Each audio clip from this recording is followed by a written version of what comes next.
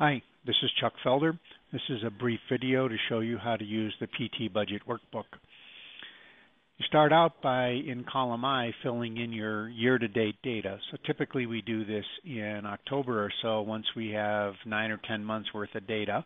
So I'm going to pretend that this is 10 months worth of data. And we had 500 new patients and 5,000 visits so far this year. And it annualizes over in column J, showing you that we expect 600 and 6,000 visits.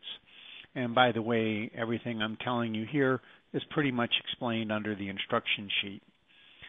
So we'll go back here. We filled those two in.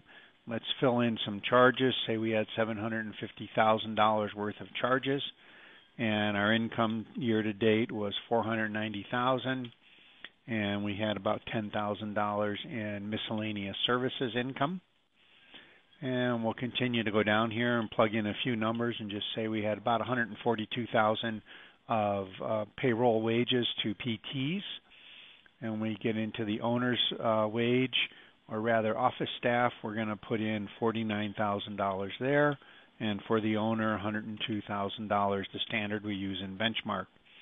We'll estimate we had $19,600 in payroll taxes.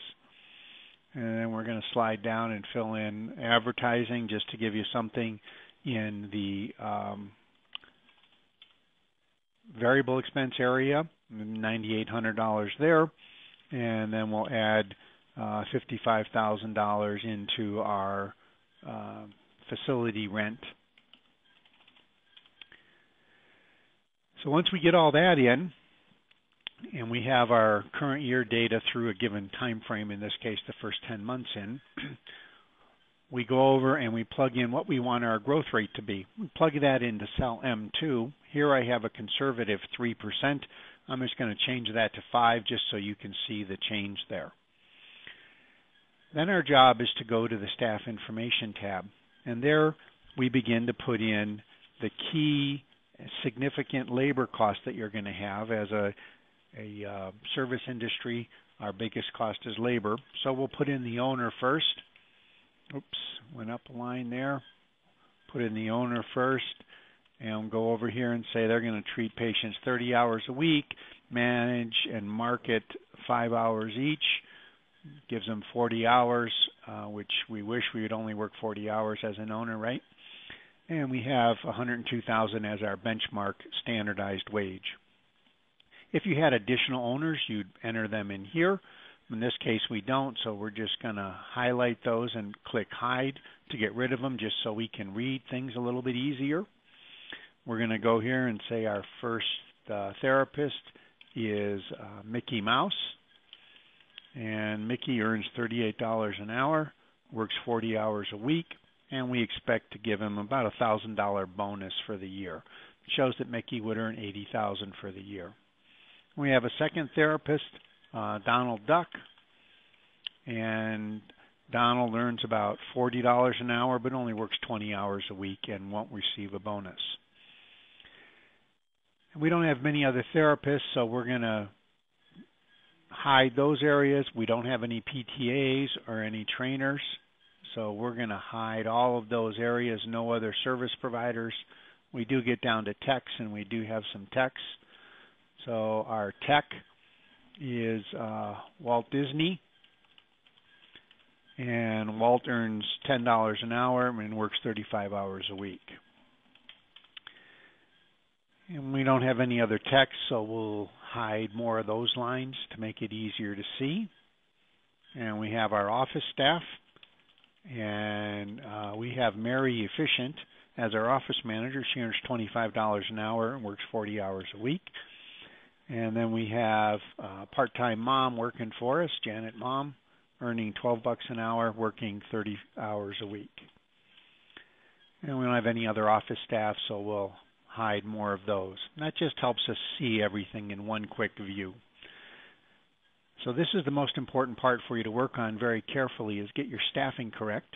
Then you go back over to the annual budget tab, and you'll see that that data filled in right here, automatically carried it over for you so that you know where you're spending your labor cost.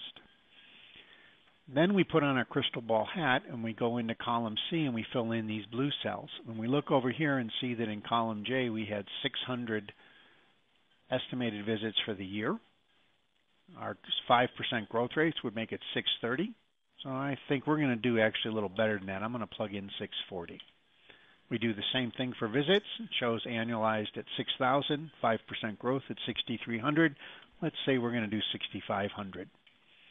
Our charges, we're going to shoot for $1 million in charges this year. And our therapy income, we expect that to be probably around $650,000. I'll put $650 million. So we want to, that would be nice, but we're going to take it back to 650. We're also going to grow our miscellaneous services by adding some new services to about 15,000.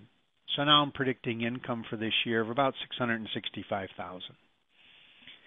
And we've scrolled down. These are already filled in from our staff information tab. We'll fill in information on benefits and other things here. Let's just give you an example on a variable expense. We're spending estimated almost 12,000. 5% growth is a little over 12, but I'm really going to bump my marketing up this year to 14,000. And our rent, we expect to go up. Let's say that's going to be about 70,000 this year. And this will just give you some examples in variable and fixed. Obviously, you'd fill in each line. Then we scroll down and we look at this key part here from line 61 to 72. And these give us our key summaries. And right over here we see our benchmark averages. So we can get a quick sense right away of whether or not we're on track for what we want to do and how we compare to others. The only other thing we have to do is fill in our square footage. Let's say it's 2,000 square feet. That does a few other additional calculations. And then down below you can see information per new patient and per visit. And this information helps us look at multiple different factors in our management. We can see information per hour here if we plug that data in. But again, the key data is right here that we're going to use to review. Once you finish this, you then plug it into your QuickBooks so you can get actual to budget comparisons on a month-to-month basis. Thanks for your time. Hope you find this helpful. Have a great day. Bye.